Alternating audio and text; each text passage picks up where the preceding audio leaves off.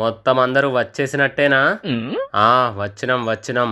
వచ్చుడే కాదు, అప్పుడే బాదడం కూడా స్టార్ట్ చేశాం. బాదడం అంటే మామూలుగా కాదు. 30 బాల్స్లో సెంచరీ ఎలా కొట్టాలో ప్రాక్టీస్ చేస్తున్నాం. నువ్వు 30లో కొడితే నేను 29 బాల్స్లోనే కొట్టేస్తా. ఇంగ్లాండ్ బౌలర్లకు చుక్కలు చుక్కలు చూపిస్తా, చూసుకో.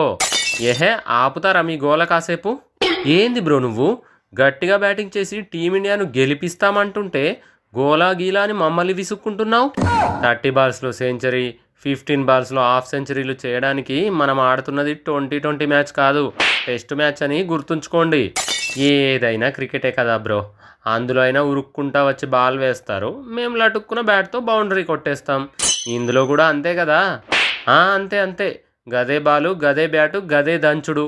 ఇందులో ఏ మార్పు లేదు. ముందు మీరు ఆ ఐపీఎల్ ఫీవర్ నుంచి బయటకు రండి, అప్పుడే నేను మీతో మాట్లాడతా.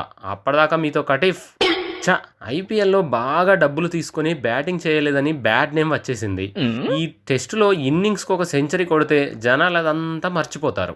పంతన్న, సెంచరీలు కొట్టడం వరకు బాగానే ఉంది, కానీ ఎన్ని బాల్స్లో కొట్టాలనుకుంటున్నావో కొంచెం చెప్తావా ప్లీజ్? కనీసం 200 నుంచి 250 బాల్స్ ఆడాలనుకుంటున్నా తమ్మి. అబ్బా, ఈ మాట చెప్పి బతికించేసావన్నా. ఎక్కడ ఐపీఎల్ ఫీవర్తో నువ్వు కూడా ఊగిపోతున్నావో అనుకున్నా. హలో గిల్లు, ఐపీఎల్లో బాగా పర్ఫామ్ చేసిన వాళ్ళకే ఉంటుంది ఆ ఫీవరు. రే, నువ్వు నన్నే అంటున్నావు కదా? అంటే నేను బాగా ఆడలేదు కాబట్టి నాకు ఐపీఎల్ ఫీవర్ ఉండదు అంటున్నావు, అంతేనా? చాచా, నిన్ననెంత ధైర్యం నాకెక్కడదన్నా.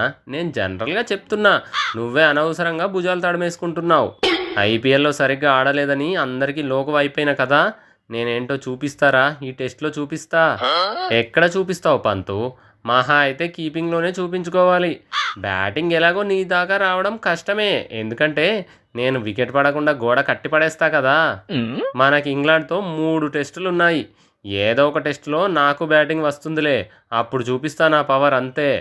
అసలే బాగా కష్టపడి ఆడినా కూడా ఢిల్లీని ప్లే ఆఫ్ తీసుకెళ్ళలేకపోయానే అనే కసితో ఉన్నా.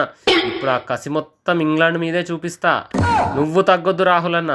వికెట్ పడకుండా మన ఇద్దరమే ఒక ఇన్నింగ్స్ మొత్తం ఆడి పడేద్దాం. బాబు, మీరు ఆడేది ఇండియాలో కాదు, ఇంగ్లాండ్లో అని మీకు తెలుసా? అంటే ఏంటి స్టోకు? మ్యాచ్ ఇంగ్లాండ్లో అంటే భయపడతాం అనుకుంటున్నావా ఏంటి? మ్యాచ్ ఎక్కడైనా మోత మోగించేది మాత్రం మేమే. మీరు మీ ఇండియాలోనే న్యూజిలాండ్తో టెస్టులో వైట్ వాష్ చేయించుకున్న విషయం మర్చిపోయినట్టున్నారు.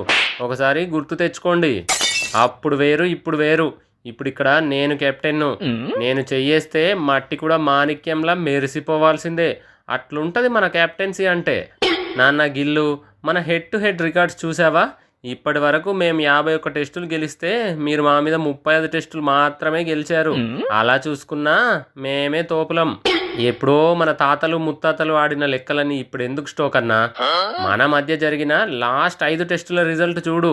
అందులో 4 మేమే గెలిచాం, మీరు లింగులింగమంటూ 1 గెలిచారు, అంతే. ఊరికే గెలిచామంటావేంటి గిల్లు? ఆ 5 టెస్టుల్లో నువ్వు నేను ఎలా ఆడినాం, ఇంగ్లాండ్కు చుక్కలు చూపించినాం. అదే ఇప్పుడు కూడా రిపీట్ అవుతుంది, రిపీట్ చేద్దాం. ఆ 5 మ్యాచ్లు ఇండియాలో జరిగాయి కాబట్టి మీరు 4 గెలిచారు. ఇప్పుడు ఇంగ్లాండ్లో మా దెబ్బేంటో రుచి చూపిస్తాంలే, అది చూసుకుందాం. ఇంగ్లాండ్లో మిమ్మల్ని ఓడించి మా రోహిత్ అన్నను మించిన కెప్టెన్గా పేరు తెచ్చుకుంటా. శభాష్ రా గిల్లు, అస్సలు తగ్గొద్దు. మీకు మా సపోర్ట్ ఎప్పుడు ఉంటుంది. దుమ్ము దులిపేసి రండి. థ్యాంక్స్ అన్న, మీ పేరు నిలబెట్టేలా ఆడి చూపిస్తాం.